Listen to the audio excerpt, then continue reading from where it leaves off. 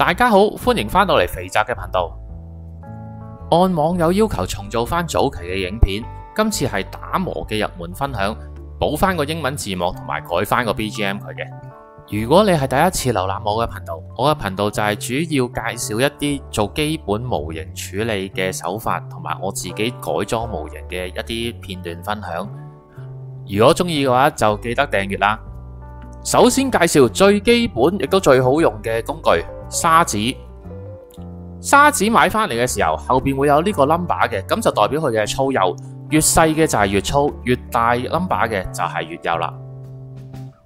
咁我通常呢就會用到280號、400號、800號同埋1200號。要處理一隻Gundam，基本上呢度已經夠做有得。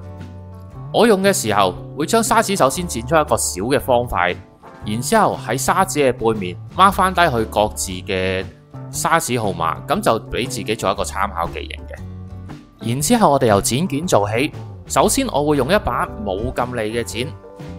喺水口嘅呢個位置，即係唔近件嘅位置，首先將個件剪咗出嚟先嘅，將佢拍落嚟啦。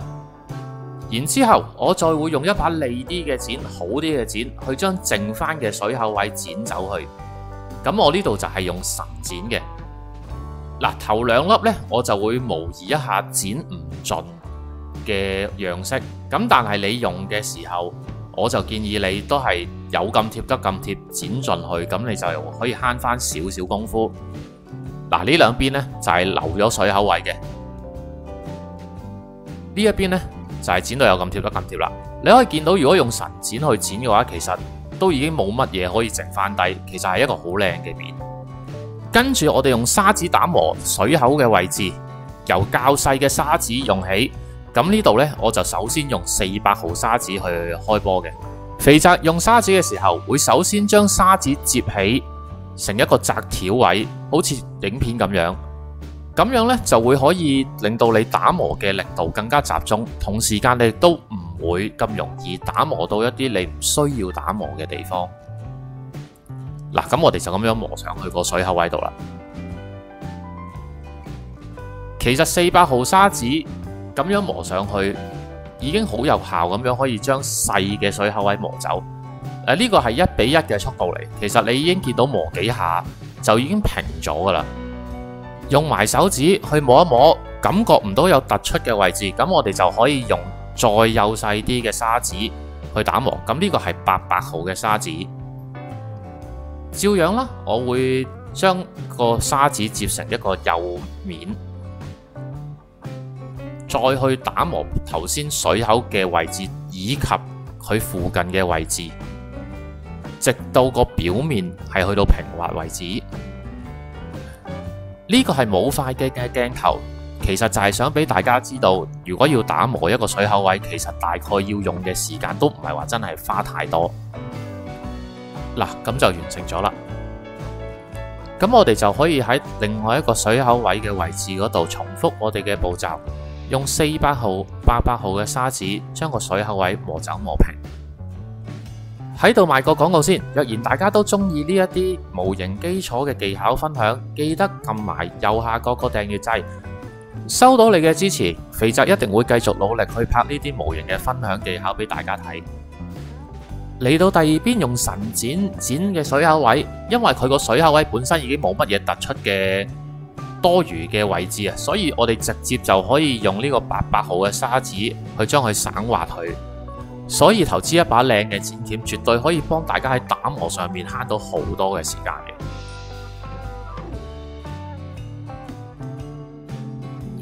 我哋亦都講一講市面上其他有嘅易買到嘅打磨工具啦，譬如有呢個親父嘟嘟嘟嘅打磨條啦 ，God Hand 嘅打磨面啦，佢喺背面或者正面嗰度，亦都會同砂紙一樣，係會寫上去嗰個打磨嘅號碼，去註明佢其實有幾粗或者有幾幼嘅。咁我哋就先用打磨面去講一講。打磨面基本上呢係專門俾一啲帶有曲面或者弧形嘅件上面打磨去用嘅。比起砂紙，打磨面可以更加幫助我哋平均將力度分配喺打磨嘅件嘅表面上面，從而避免咗喺手指撳住個位就打磨得更加多呢個狀況。打磨表面嘅話，其實用800號去開始就已經夠噶啦，跟住我哋補翻個1200號嘅打磨上去。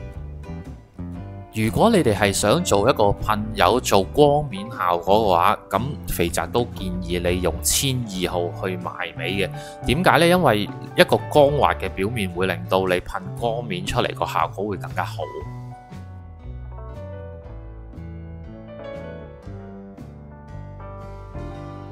咁去到講打磨棒，打磨棒就相對地會用喺一啲比較平嘅表面上面做打磨嘅。又或者其實你想將個面係本身係弧形，你唔中意，你想將佢變做一個起角嘅平面，我哋都可以用打磨棒去做到呢一個效果嘅。嗱，喺呢一度呢，其實肥宅就已經嘗試將佢件一邊磨平，一邊就保留佢原本個曲面。喺側邊呢一度呢，你就可以明顯見到佢係被削尖咗嘅，亦都可以見到兩個平面之間嗰條線係明顯咗嘅。即係呢一個位置。另外頭先打磨水口嘅時候睇唔出嘅，我俾個近鏡大家睇下，呢個係一個用完400號打磨棒打磨完嘅表面，可以好明顯咁樣見到有一堆同一個方向嘅刮痕喺個表面上面。而呢一個亦都係點解我哋要用800號嘅砂紙或者更加幼嘅砂紙去打圈磨嘅原因啦。如果我哋順住呢一啲本身400號嘅刮痕去打磨落去嗰個方向去打磨落去呢，其實我哋好難去將佢捽走，捽到變翻一個平面嘅。但係打圈就係一個最快嘅方法，將佢平復翻啦。咁喺呢度要特別注明翻啦，打磨尤其是打磨表面嚟講呢，打磨完之後個件嘅色會同原生嘅色係會有一定程度嘅分別，可能係啞面咗啲，又或者係你件本身係去 Bandai 嚟嗰啲金色啊，好膠嘅金色嘅話呢，個色嘅分別出嚟個感覺亦都會更加明顯。所以打磨表面係傾向於我哋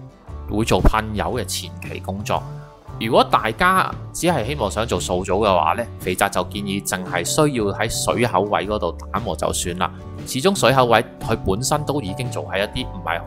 顯眼嘅位置，咁就算佢有少少嘅色差呢，喺個邊位上面，相信亦都唔會話好覺眼嘅。去翻我哋原本嘅件，頭先肥宅都已經用完800號打磨完啦，咁我用個1200號嘅埋尾，咁大家見到出到嚟同原本400號啱啱打磨完出嚟個效果呢，就係咁多啦。打磨嘅入門分享今日就嚟到呢一度為止啦。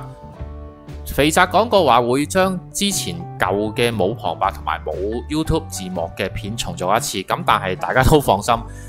我唔會淨係 keep 住 upload 做翻啲舊片嘅，我會新舊片交替咁樣出嘅。中意呢條片嘅朋友，記得 like、share、comment、訂閱我。訂閱咗之後呢，仲要記得撳埋個鐘仔，咁樣有下一條新片出嘅時候呢，你哋就會第一時間收到通知噶啦。咁我哋下條片再見，拜拜。